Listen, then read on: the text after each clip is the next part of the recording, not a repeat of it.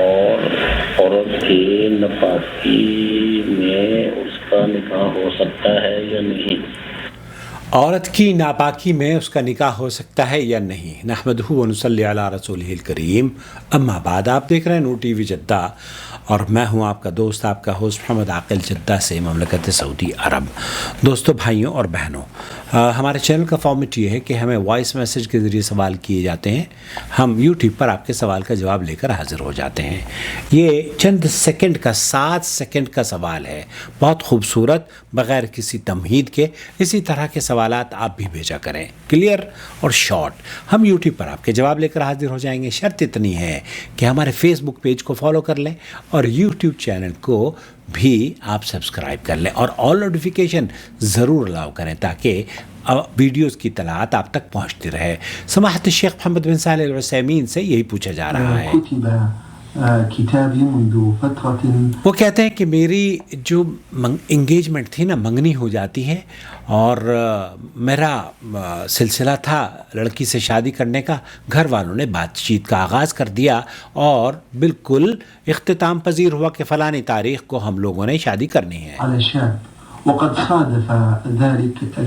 میں ایسے دن میں ہماری شادی ہوئی، یہ لڑکی پوچھ رہی ہے، میرے پیریڈز شروع ہو چکے تھے جب انہوں نے ہمیں ٹائم دیا کہ اس دن آپ کے ساتھ نکاح کی تقریب ہوگی، ولكن لم أوافق إلا بعد سؤال المملك عن جواز الملكة۔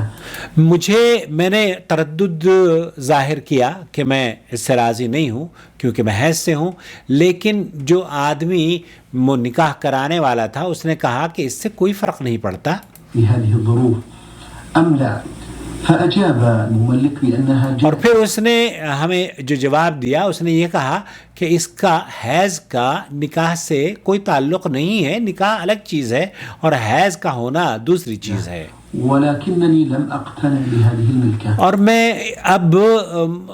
میں اس بات سے پوری طرح سے سیٹسفائی نہیں ہوں۔ أرجو منكم فضيلة الشيخ إفادة إذا كان، مجھے پلیز فضیلت الشیخ اس بات کی رہنمائی فرما دیجئے، کیا میری جو شادی ہوئی ہے، جو ایگریمنٹ ہم نے لکھا گیا ہے، وہ درست ہے یا نہیں؟ وهل يتحتم علي إعادتها في حالة عدم صلاحيتها؟ افیدون مأجورین، ہمیں آپ بتائیے کہ کیا ہمیں دوبارہ سے نکاح کرنا پڑے گا یا اس کا کیا حکم ہے؟ کوئی کفارہ وغیرہ تو نہیں ہے؟ الحمد للہ رب العالمین وأصلی وأسلم علی نبینا محمد وعلی آلہ وأصحابہ اجمعین۔ حمد و ثنا کے بعد شیخ محمد بن صالح العثیمین فرما رہے ہیں، نقول في جواب على هذا السؤال، ہم اس بہن کے سوال کا جواب، ان عقد النکاح على المرأة وهي حائض عقد جائز صحیح۔ شیخ محمد بن صالح العثیمین رحمۃ اللہ علیہ یہ فرما رہے ہیں، عقد النکاح علی المرأة فی هذه الحالة عقد جائز صحیح، یہ نکاح، یہ ایگریمنٹ جو نکاح نامہ ہوا ہے، یہ ایسی حالت میں جب کہ عورت حیض سے ہو، صحیح ہے اور کوئی اس میں پیچیدگی نہیں پائی جاتی۔ ولا بأس به، ولا بأس به، کوئی شک اور شبہ کی بات نہیں ہے، کوئی حرج نہیں ہے، لأن الأصل في العقود الحل والسقط، کیونکہ جو ایگریمنٹ ہوتے ہیں نا، اس ایگریمنٹ میں عقد کے ایگریمنٹ کے مطابق تمام شروط کو اگر مد نظر رکھتے ہوئے نکاح ہوا ہے یا ایگریمنٹ ہوا ہے، یہ ایگریمنٹ ہوتا ہے نا، عقد نکاح، عقد کس کو کہتے ہیں؟ ایگریمنٹ کو ہی کہتے ہیں۔ تو یہ نکاح کا جو ایگریمنٹ ہوتا ہے، یہ اگر تمام شروط کو پوری کر رہا ہے تو آپ کا نکاح درست ہے، چاہے عورت حیض سے ہی کیوں نہ ہو۔ إلا ما قام الدليل على تحريمه وفساده، الا ما قام الدلیل علی تحریمہ وفسادہ، اگر اس کی کوئی حرمت ہو، اس کے باطل ہونے کی کوئی دلیل ہو، تب تو اس پر کہا جائے گا، لیکن دلیل نہیں ہے۔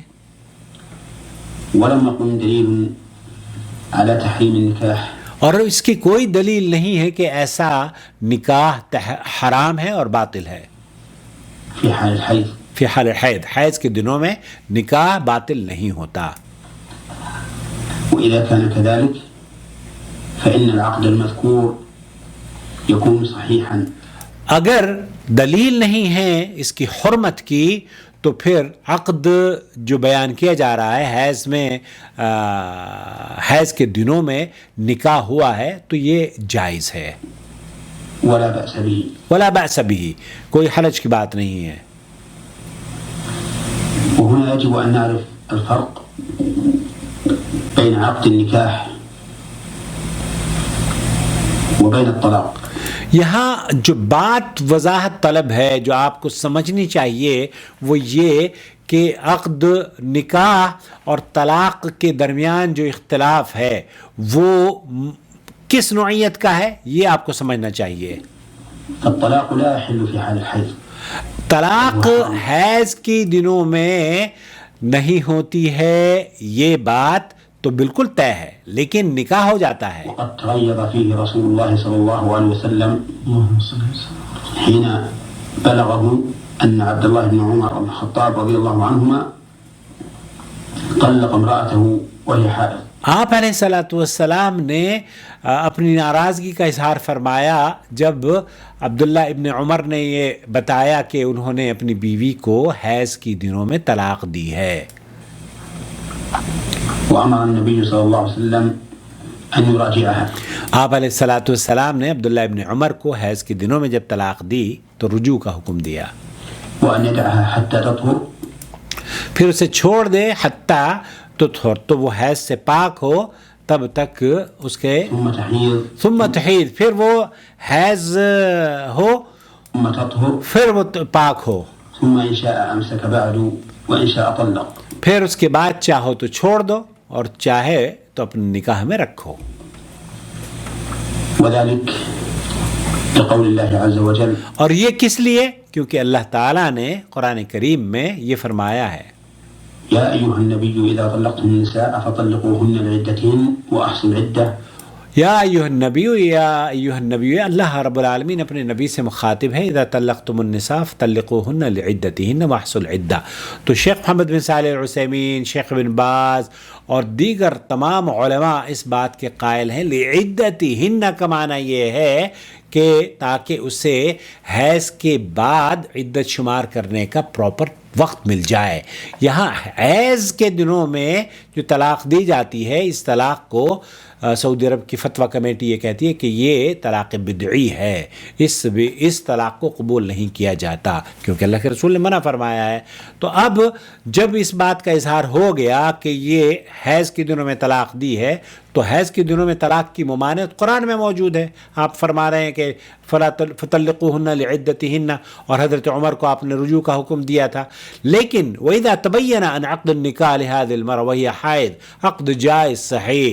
تو اگر یہ آپ کو پتہ چلا ہے کہ عورت سائل یہ پوچھ رہی ہے کہ میرا نکاح حیض کے دنوں میں ہوا ہے تو شیخ فرما رہے ہیں کہ حیض کے دنوں میں نکاح اگر ہوا ہے فجائز فإني أرى لا يدخل عليها حتى تطهر. تو پھر میں اس جوڑے کو یہ مشورہ دوں گا کہ ہم بستری یا ازدواجی میاں بیوی کے جو تعلقات ہوتے ہیں وہ اس وقت تک نہ کرے جب تک کہ لڑکی پاک نہ ہو جائے. وذلك لأنه إذا دخل عليها قبل أن تطهر فإنه يخشى أن يقع في محظور. تو ممکن ہے کہ وہ اگر قربت حاصل کر لیتے ہیں تو خطرہ اس بات کا ہے کہ وہ کسی ایسے کام کو انجام دے دیں جس کا منع اللہ رب العالمین نے منع فرمایا ہے. کیونکہ اللہ تعالیٰ فرماتا ہے کہ وَيَسْأَلُونَكَ عَنِ الْمَحِيضِ قُلْ هِيَ أَذًى فَاعْتَزِلُوا النِّسَاءَ فِي الْمَحِيضِ. تو حیض کے دنوں میں عورتوں سے مباشرت کرنا اللہ نے منع فرمایا ہے. تو حیض کے دنوں میں مباشرت نہیں ہوتی، البتہ نکاح ضرور ہو جاتا ہے. نکاح اور مباشرت دو مختلف چیزیں ہیں نا. نکاح میں کیا چیز ہوتی ہے کہ نکاح میں آپ ولی ہوں اور ایجاب و قبول ہو اور مہر ہو اور گواہ ہو. اگر یہ ساری چیزیں پائی جاتی ہیں تب تو ہو جاتا ہے. ہمارے حناف کے یہاں تو بغیر ان تمام چیزوں کے مطلب اگر کوئی ولی بھی نہیں ہے تو ان کے یہاں تو مفروع لڑکیوں کا بھی جو کالج سے لڑکیاں بھاگ جاتی ہیں ان کا بھی نکاح ہو جاتا ہے. تو بہرحال صحیح موقف یہ ہے کہ اس نکاح کو درست تسلیم کیا جائے گا، اس کو غلط نہیں کہا جائے گا کیونکہ یہ نکاح حیض کے دنوں میں ہوا ہے. البتہ شیخ वाक़े फरमा रहे हैं कि तलाक़ नहीं होती हैज़ के दिनों में। मुझे उम्मीद है कि एक तीर से दो शिकार हो गए होंगे, तलाक़ का मसला भी वाज़े हो गया होगा और आपके जहन में ये बात भी आ गई होगी कि हैज़ में निकाह हो जाता है। वमा अर्सलना मिन क़ब्लिका इल्ला रिजालन नूही इलैहिम फस्अलू अहला ज़िक्रि इन कुंतुम ला तअलमून बिलबय्यिनाति वज़्ज़ुबुर वअंज़लना इलैका ज़िक्रा लितुबय्यिना लिन्नासि मा नुज़्ज़िला इलैहिम वलअल्लहुम यतफ़क्करून أفأمن الذين مكروا السيئات أن يخسف الله بهم الأرض أو يأتيهم العذاب من حيث لا يشعرون